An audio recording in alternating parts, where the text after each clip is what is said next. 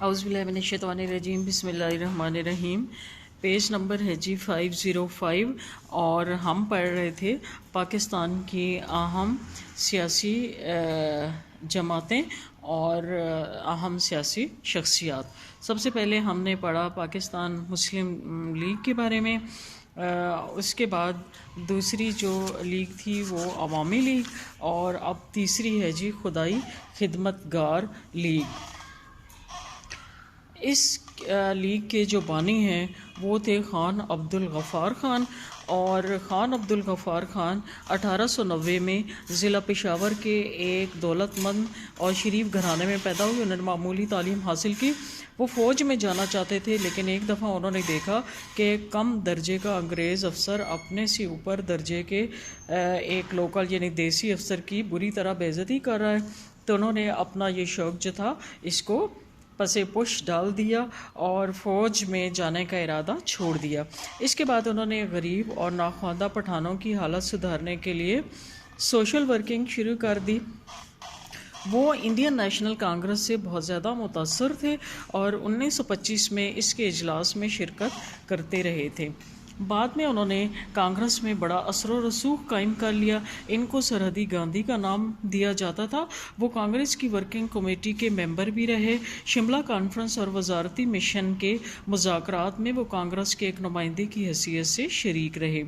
قیام پاکستان کے بعد انہوں نے پیپلز پارٹی کے نام سے ایک جماعت قائم کی، جس کے وہ صدر اور جی ایم سید سیکرٹری تھے۔ 15 جون 1948 کو ان کو فرنٹیئر کرائمز ریگولیشن کے تحت گرفتار کر لیا گیا۔ تنظیم کا قیام۔ خان عبد الغفار خان نے 1929 میں خدائی خدمت گار تنظیم کی ابتدا کی۔ شروع میں اس کے ارکان کی تعداد زیادہ نہ تھی، لیکن بعد میں ان کی تعداد بے حد بڑھ گئی، یعنی اس میں اضافہ ہو گیا۔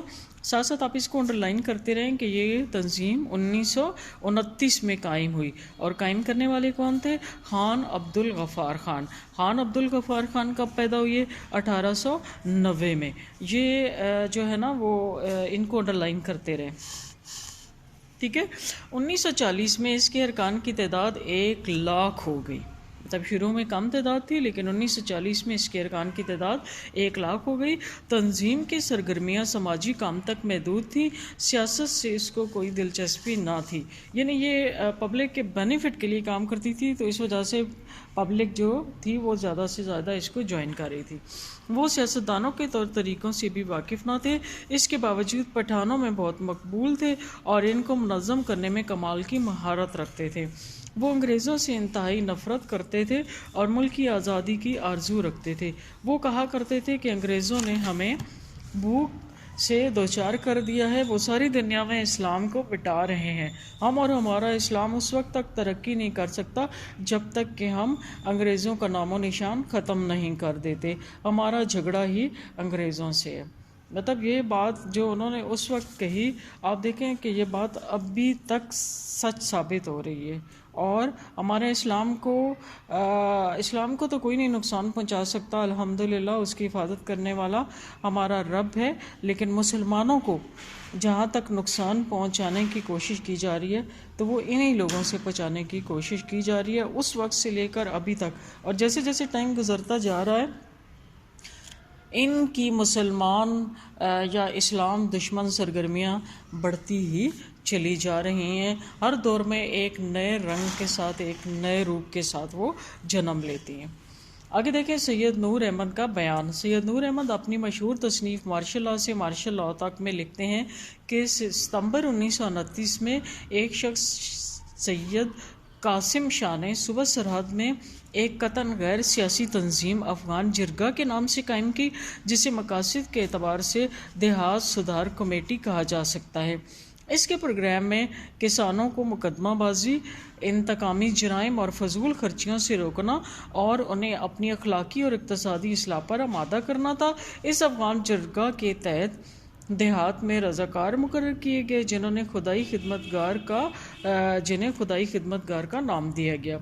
چنانچہ ان کی وردی میں سرخ قمیص شامل تھی، اس لیے بعض لوگوں نے اس کو ریڈ شرٹ کہنا شروع کر دیا۔ یہ تنظیم جنگل میں آگ کی طرح دیہات میں پھیل گئی۔ اس کے کارکنوں میں خان عبد الغفار خان بھی شامل تھے۔ اگلا پوائنٹ ہے جی کانگریس سے نسبت۔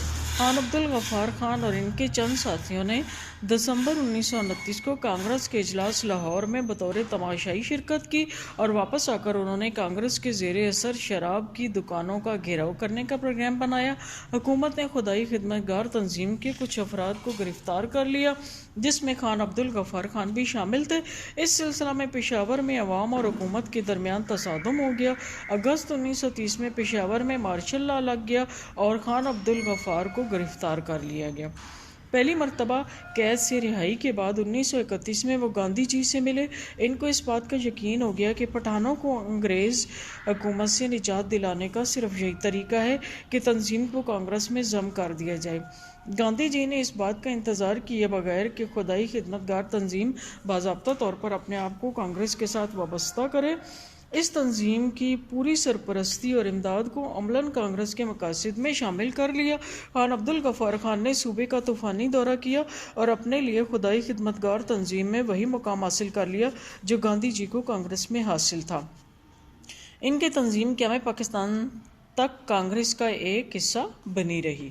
اغراض و مقاصد۔ خدائی خدمت گار تنظیم کے سیاسی، سماجی اور اخلاقی اغراض و مقاصد اس جامع حلف نامہ سے بخوبی سمجھے جاتے تھے جو ہر نئے رکن سے لیا جاتا تھا۔ خدائی خدمت گار تنظیم میں شامل ہونے والا اس طرح حلف اٹھاتا تھا: نمبر 1، میں تنظیم میں پوری سنجیدگی اور صدق دل سے شامل ہونے کے لیے اپنا نام پیش کرتا ہوں۔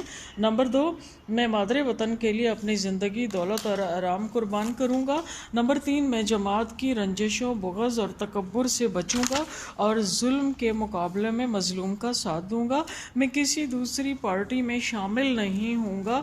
جب میری جماعت غیر ملکی حکمرانی کے خلاف مسلح جدوجہد کرے گی تو کبھی معافی نہیں مانگوں گا۔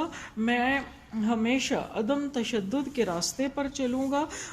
نمبر 6، میں ہمیشہ اپنے افسروں کے حکم کی تعمیل کروں گا۔ نمبر 7، میں انسانیت کی بلا امتیاز خدمت کروں گا اور میرا مقصد ملک اور مذہب کے لیے آزادی کا حصول ہوگا۔ میں اپنے برتاؤ میں اچھا اور منصف مزاج بننے کی کوشش کروں گا۔